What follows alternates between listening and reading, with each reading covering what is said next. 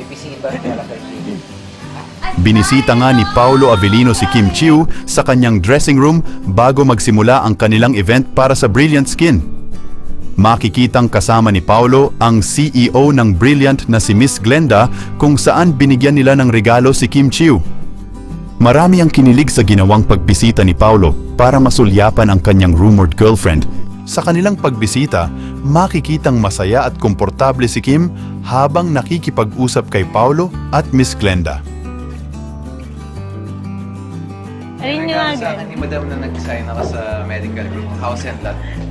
May pili pa ako kung saan. Ba yan? Okay na ako dito. Tira na lang ako sa'yo. Isang espesyal na regalo ang inabot ni Miss Glenda kay Kim na nagpapakita ng matibay na relasyon at suporta sa isa't isa ng mga ambassador ng Brilliant Skin.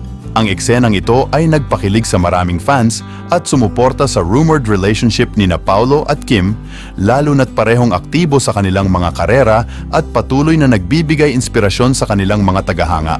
Samantala, ang mga netizens naman ay hindi mapigilang magbigay ng kani-kanilang reaksyon sa social media.